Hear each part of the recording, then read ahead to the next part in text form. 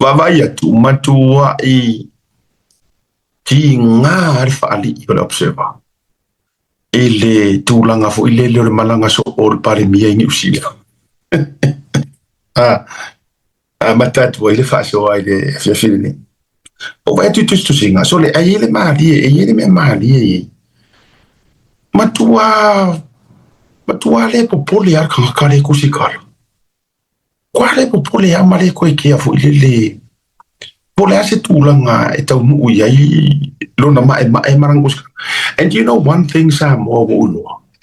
O le mea mua le woma le mea mautino wo uloa. They are asking for it. Kusa o le mea lea wo uva aia tūnga yanga la pseva mara fikirea. Ai whao ngā ma ia tamuta sa moa ia lea kuska. Kusa o lai manga ngā o e kā ngofia ku yara maa lo e whaise mea fu ilele e a fia i lako. Ai se i whai se lako breaking news la po a. Ia. O e mana tua le upu fo ilele i le kangaka e whaao sooso. Fasi loa le kangaka. A leo le ka o le mero ke wakuora whakai ka inga. E kaukala ma whaaleanga la lau lea. Ai ngā o ngā fasi ar kangaka fura lau ngutu. Ma tiu whaafonga tu. Ve ia loanga oso mua i leo alu whai le kangi osa wa pei o ia le victim sa. O le mea tonu wale nā leo te vai. Le ufa o ngā e observer teimini. They are looking for some money. They're looking for some money. O le alu wingo lau tala. Wa broke ala observer.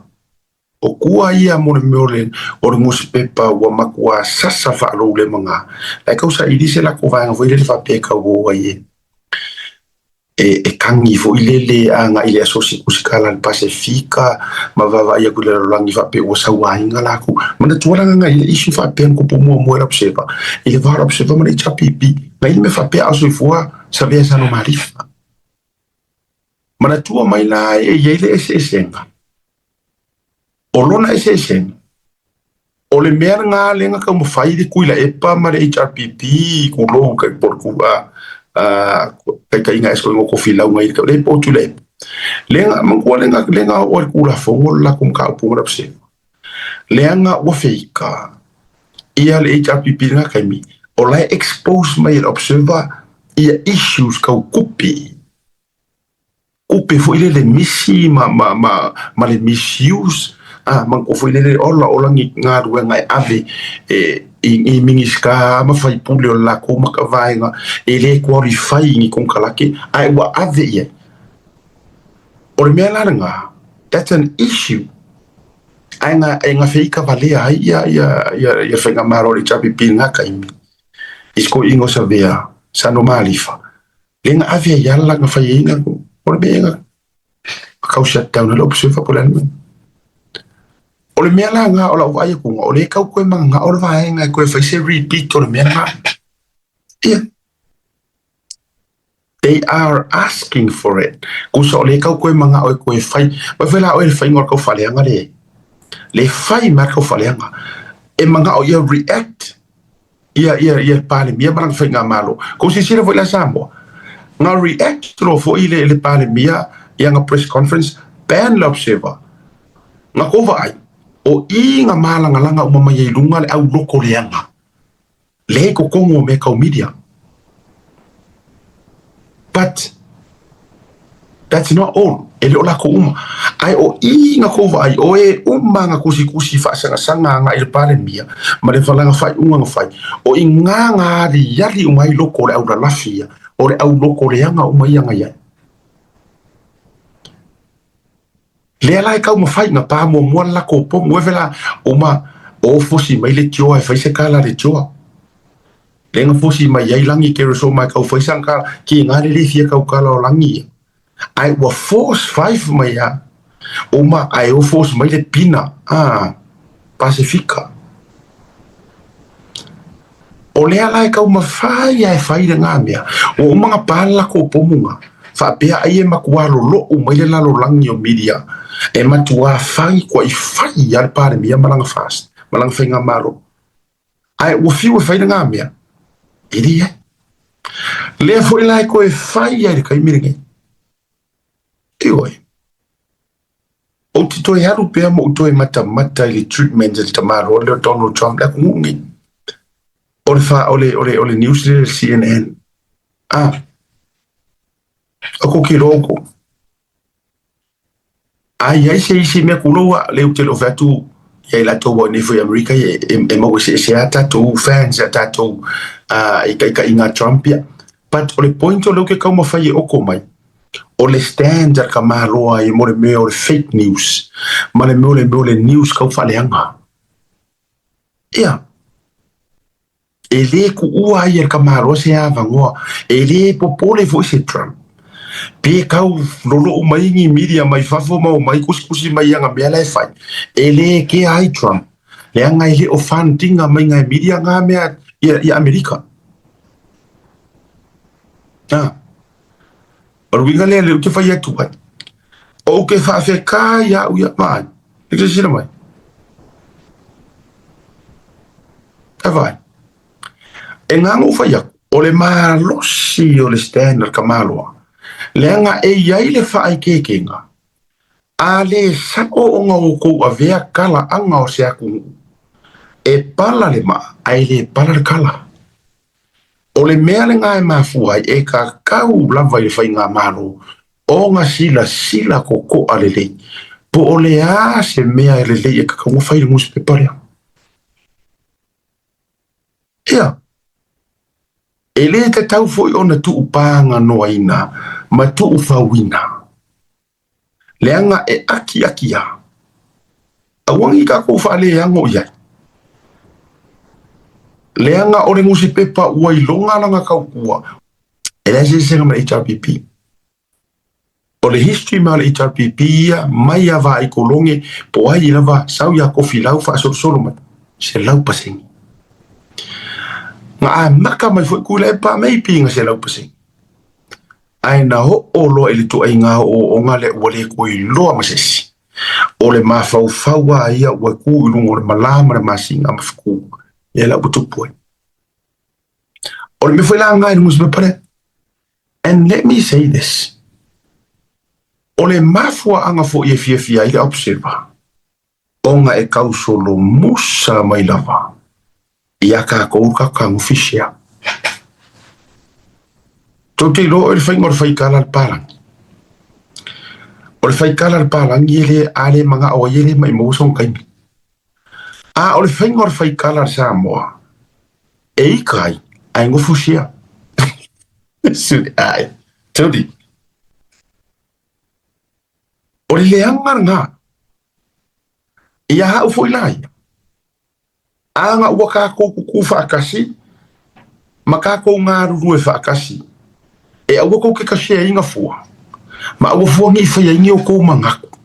Le ale shele wala nga share sen mai ro fo mama. E na no tava yatu. Usa o lau fo ile nga karasingi nga kan ku oiru. Kau se era faso. E fo gara no kala. Ele ke kai make sense le mea. O ro mo fu share se mea e ke o fia ia. But why do you share it? Parangi, ale mga away. Delete. Ignore. Block. Unsubscribe. Why? Meron parangi sa away fa penga. Ore parangi sa away fa penga runga mafufa. Ore ha mundi. Leanga e vave kere ka ko la loris. O tato wai mafu wai fu. Ya. Era ngai. Ore kero kai mi ai fai kule media watch. O manatu so fa so atu ye. Te mi foi na fai le media watch. Ora foi le tu ala lo tu ala lo le el kausala ya hana. O ki a mai fu ngi article observa. Aru oe au mai sa ili mai verify mai le tala mua sa mo globo. Yeah. Magisi. Lo que vai acusar wala utala. Angu sa fo share mai. Na te e fu le matele ma wa kumu kusa wa kiringa popular fu. Ona ole fai fu ole tatu share o ngamia. Ai tatu iai itu singa le ko inga nguswe. Bitterness. Ele fei ka ele fast. It's their personal attack. Ila na fionga ile li pare mia. Akongwa ole personal attack ale ingi kia fiki lea. Lai fau kua mai ai kua ma loia ia wala ngai ka e ko ngiki ai le misi o kua i la. Asi o ka umangi o kan kai loko. It's all because ole pare mia o la auti. Anga pale mia ngeses. Ele kelengi. Nalala ele no fatu so wala o faso ole. Ole vai al pale mia e verwa. Makua furi o kulolo o fioga ke verwa. O tatu vai tatu ia e malanga e pale mia New Zealand. New Zealand fto ese nei manipia. Fto ese Hawke's Bay. I'm pretty sure la runga va le temine la o fai malanga tu. E o ile Wellington ni. Ai pe malanga fa afia se la uri pale mia. Pe alu I maliu. Ava ia ole attend le funeral. O sionga anti. O le faletua, o le tuangani, o le tingar pale mia. Lenga maliu ngi le ingi, ya, rest in peace, ya, nana tungau. O malanga e attend le pale mia I mea kaulunga inga. O manga nga o le observer lea. E fa vala e wengi ia rumpane mia karsonga ainga. Tato vai tato le loto le tu inga fiti sa we pule mai. Ai fai e maka vingi nie kamiki. Alu pongi sa ya ma o pungo ngo ilama. O se kaimi o se aso ko e kuri ese le fiki le masamo.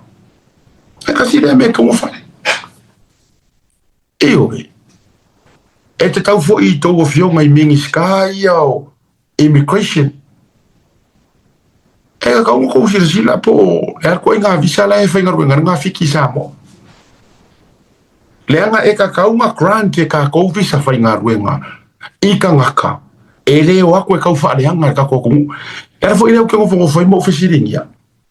O kau whai e se fuafuanga. E leo whai ako se siku. There are legal ways. Ko kisira oko.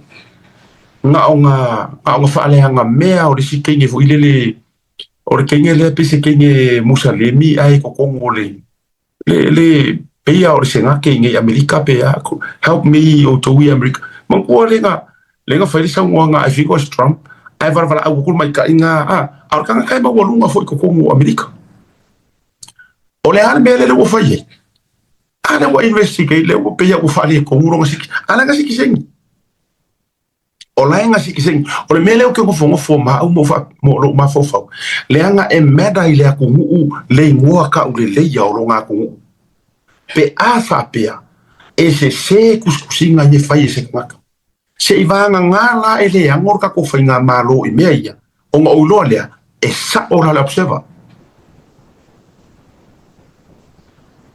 e ta pa time ka ka wai nga ku enough is enough e nga ke le la fight le maka upule Samoa le nga maka upule le mga o Samoa ko so ko ya Samoa ale nga ke pale mengi manga nga ora ita pipi ko so fa ka ku ka ya Samoa saufia me mga o fia me e fa ya ku nga me o fa ma singo le hila o keisi le kai mingi le foi mga ko so fa ka ko Samoa ai le se need wa o mango fasili o mai mauro ya ka mai ma keisi maka e o fa ma singo Samoa New Zealand e ngombe mo a uru mai wa fo la ye le via mai o le winga la le o te fai atuai e la asanga ko fa wa ya fa pe ngi ko inga observer ai la nga e umaya o le kali ele malo ile muspe pale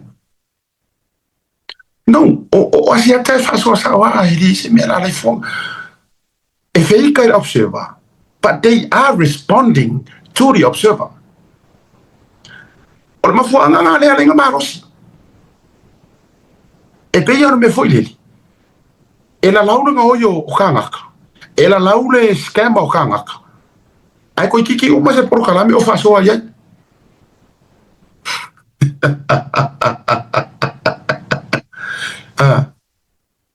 la yo le nano o fa ya tu la o faso ai le mele nga lu ko mo so kango sa o ai le a po le a ko ngure mafu anga le nga fa pia o le mera ku le anga o la fia fiki le pu le la observa la react a ku government o fe la ko nga o so mal mea ia saule release government o inga kali ele o kali le lalo langi ele o kali le akungu le anga ele o iroa le akungu ele o mera le akungu nga mea la seki mea uma le akungu ko kikia